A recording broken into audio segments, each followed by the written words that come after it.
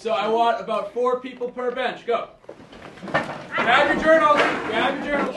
These boys, grades 6 through 8, are having fun examining mollusks and worms in a typical science class. The school they attend is anything but typical, however. There are only 40 students here, all boys, and though they study the usual subjects, these boys are here for something more.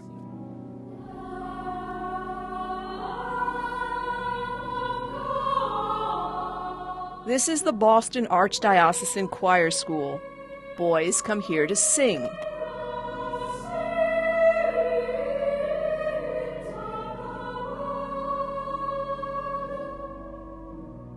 Music is so important that this place has been described not as a school with a choir, but as a choir with a school.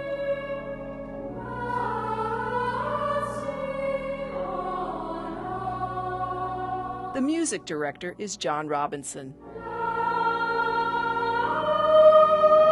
They would have started in the monastic tradition when boys would have gone to the monastery to seek an education. And at some point during the time that the boys were getting this education, they'd have joined the monks in singing.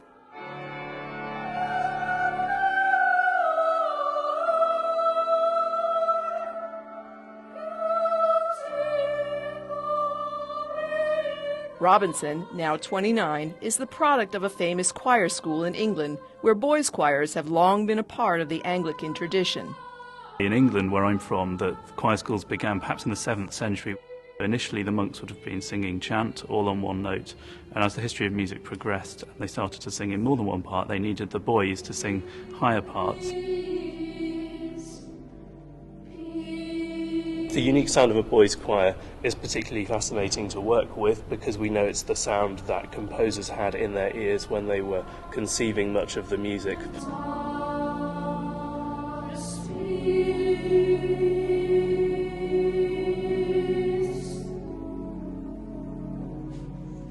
Boys' choirs were never a large part of the Catholic tradition in the U.S., but in 1963, the choir master at St. Paul's Church in Cambridge, Massachusetts, established a choir school to preserve and promote sacred classical music in the U.S.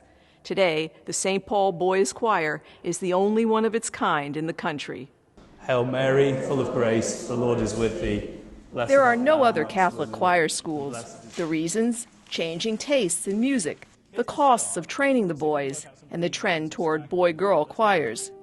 Here, daily rehearsals start each morning before 8. At that first rehearsal, I'll do some exercises to warm up different parts of their voices. Okay, let's get the lips warmed up.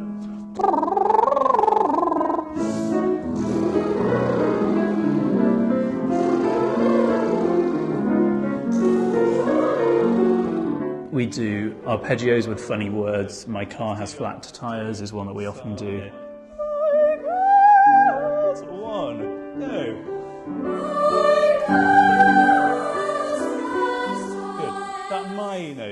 The boys, most of whom are Catholic, must learn to sight read hundreds of pieces of music. The boys sing music right from the words go in music history.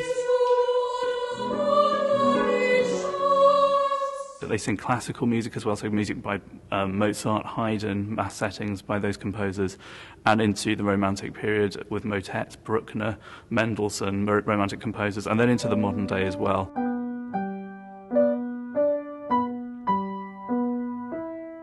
Good. Let's just try the right hand alone from here, okay? Each student is required to learn to play the piano. Some learn other instruments as well.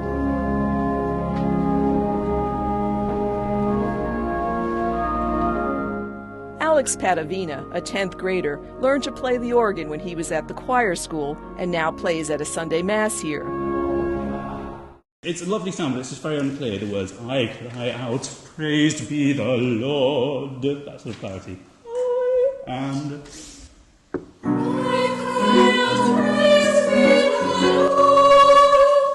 The rigorous curriculum makes recruiting a challenge.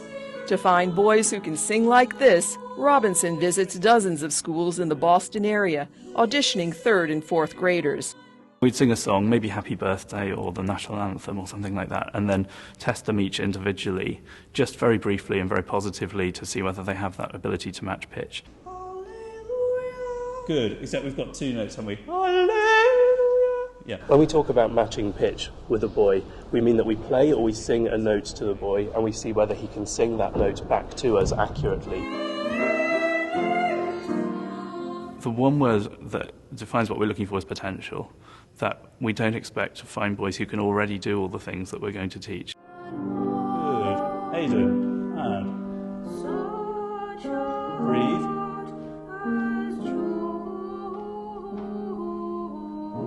Open mouth. When I was in the 4th grade, I tried out for a play, and it had a singing part in it. And my music teacher said that I had an amazing voice, and she told my mom about this school, and she sent me here. And then when I came here, I started to realize I had a good voice. Hi, guys. The school's $5,000 annual tuition doesn't cover the cost of educating the boys. I need someone to come up here and click on 2.1 centimeters. The difference is made up through donations and money the choir earns from what are called working scholarships. Excellent. That is, public performances. Like this one at Fenway Park.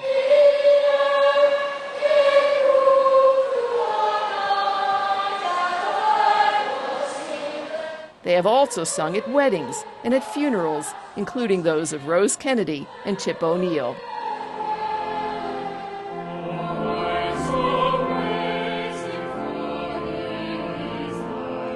They sing at masses 6 days a week, but some boys may have to drop out of the choir before they graduate. The boys' voices are going to change, and there's very little that can be done about that. For many boys, it really is no man's land vocally, and the sound that they can produce is unpredictable and sometimes embarrassing. So we just have to be very kind to them when that day comes, because of course it's quite shocking that suddenly their whole life for the last 4 years as they've known it, singing these beautiful treble parts, is no longer happening in that way. Those whose voices have changed can sometimes continue with the choir, learning to sing in falsetto. Others will serve as altar boys or ushers, or will sit with the congregation, singing to encourage those around them.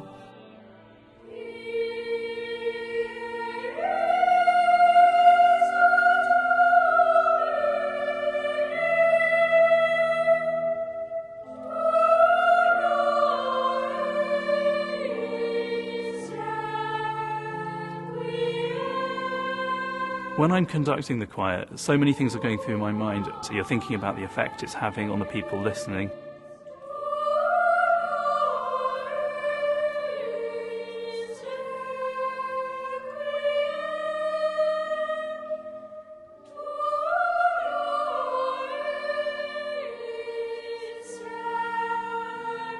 Sometimes their concentration will wander. They'll start to do something they shouldn't be doing, and you have to wave at them and that kind of thing, and that can be very distracting to a performance. So you're constantly trying to train those things out of them and get them purely to focus on singing.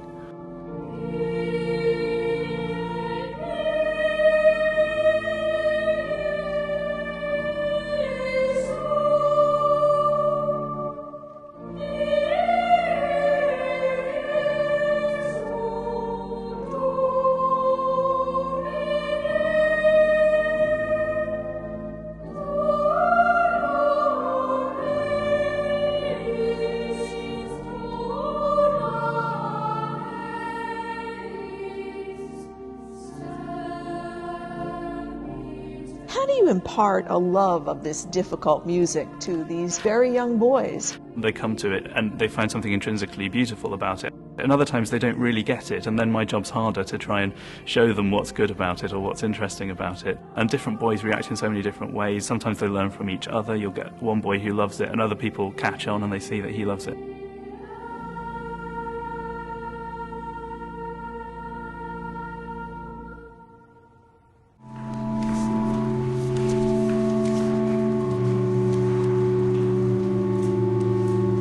Forrest Eimold is 12 years old. He sings, plays the organ, and composes.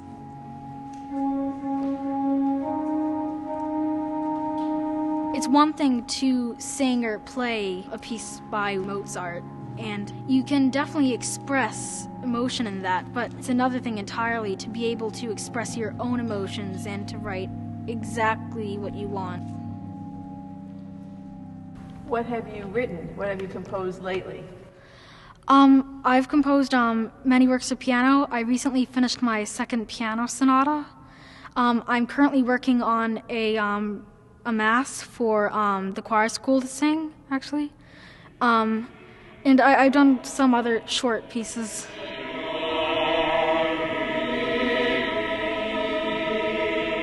At High Mass on Sunday morning, the boys sing with the men. When the boys sing with the men of the choir on a Sunday morning, the dynamic is rather different. If they hear professional adult singers singing, they're far more likely to imitate something which is good like that and to learn from the way that the adults around them are singing. So I think it's a very positive dynamic.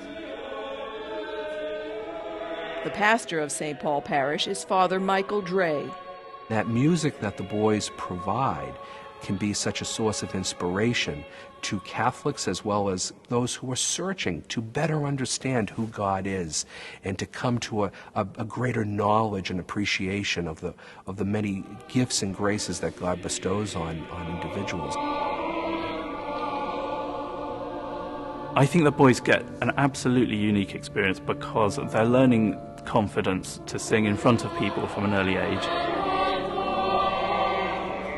One of the most satisfying things of all is to see a boy who doesn't realise he has potential and talent coming into the school in the 5th grade or the 4th grade and leaving 3 or 4 years later having learned so many skills that he would never even have imagined he could have learnt when he first came in. And seeing that confidence grow is a wonderful thing. For Religion and Ethics News Weekly, this is Judy Valente in Cambridge, Massachusetts.